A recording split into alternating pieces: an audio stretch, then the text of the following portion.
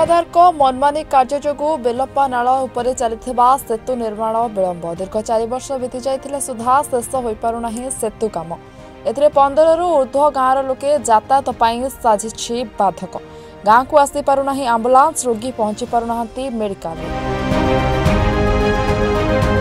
तेज वर्षा दिन में नाही नथिबा समस्या भोगुछंती अंचलवासी एभली समस्या को नहीं स्थानीय सरपंच फकीरमोहन साहू समिति सभ्य समेत अंचलवासी दीर्घ 6 दिन धरी आमरण अनुष्ठान करबा परे दाबी पूरण होइछि। जी कि 2 तारिख रु आमर अनशन आरंभ होइतला आज 6 तारिख 6 दिन दीर्घ अनशन बसला परे आज जिला प्रशासन तरफ विधायक आमर रमेशचंद्र बेहेरा महोदय एवं तहसीलदार आईआईसी माध्यम एग्जीक्यूटिव इंजीनियर एवं आमर एसी महोदय आसते आसिक से सरपंच और समिति सभ्य को निर्भर प्रस्तुति लिखित प्रस्तुति देले जे मार्च 15 भितर आम कम कम्प्लीट करके देवु तेणु यह लिखित कहवा द्वारा समिति सभ्य सरपंच आमर अनशन को प्रत्याहार आज कर हाँ निश्चित भाव में आशा रखीचु जेहेतु एसी आसते विधायक मध्यम तेणु जेहेतु आमको लिखित प्रतिश्रुति देते आम आशा करें मार्च 15 भितर कम कम्प्लीट हम बोली देखो आम तो लिखित प्रतिश्रुति देते आम आशा रखीचु निश्चित कम होली जदि मार्च 15 भितर कम किसी नहला तार पदक्षेप जहाँ पंचायतवासी निष्पत्ति ने ताहा विचार करमर जिलापाल आसी नथिले किबा जिला मध्य कौन समाधान है जिला प्रशासन कौन समस्यार समाधान करें ना एवं डिपार्टमेंट जिला प्रशासन उपर आम भरोसा रहा ना जेहेतु आम उपरिस्थ पदाधिकारी निर्भर करूँ जहाँकि से आसी आज भगवान भाया पुरुष आसते चीफ इंजीनियर आमको सांत्वना देले एवं प्रतिश्रुति देले लिखित आकार प्रतिश्रुति देले कंट्राक्टर को काम ए मार्च 15 तारिख सुधा समस्त कार्य ब्रिज एवं रास्तार निर्माण शेष करने को निर्देश देते एमती तो आशा करूँ जिला प्रशासन रु बर्तमान राज्य प्रशासन रु जड़े पदाधिकारी आसते जदि सेटा भी न हो पार क्या कहवा आज्ञा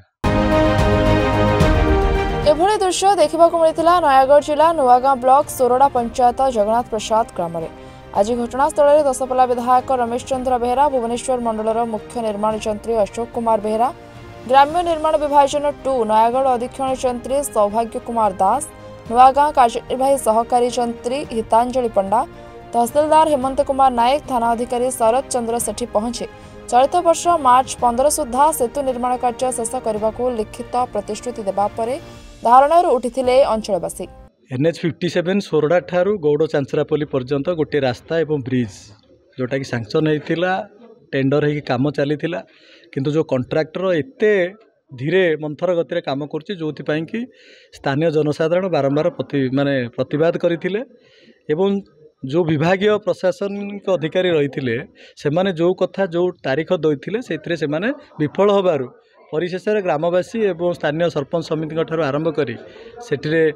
अन्य समस्त जनप्रतिनिधि माने धारणा देइथिले जे जो पर्यंत ए काम कंप्लीट न हो बा आमे निर्भर प्रतिश्रुति पाइबुनी काम को निर्दिष्ट तारीख सुधा सरिबो नै से पर्यंत उठिबु नै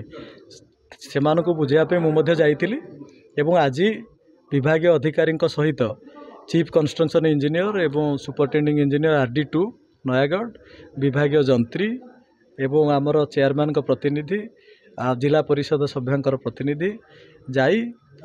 स्थानीय तहसीलदार एवं आईआईसी थे से प्रेजेंट थे से लिखित भाव में गोटे मार्च 15 तारिख सुधा सारिया से कार्यटी से प्रतिश्रुति देइछन्ति एवं लिखित प्रतिश्रुति पाइला परे आज से जो धारणा रे बसतिले से प्रत्याहार करिछन्ति एवं निश्चित भाव में ताकू आमे वाच रे रखिबु जे प्रकृत रे से माने जो विभागीय उदासीनता रही छे कार्यक्रम करिवा पई ताकू केमि से त्वरान्वित करिवे तेणु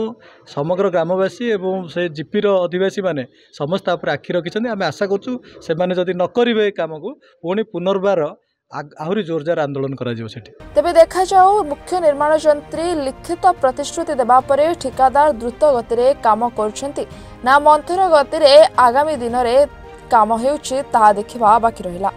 नुआगाँरु दिलीप कुमार जानी रिपोर्टर्स टुडे।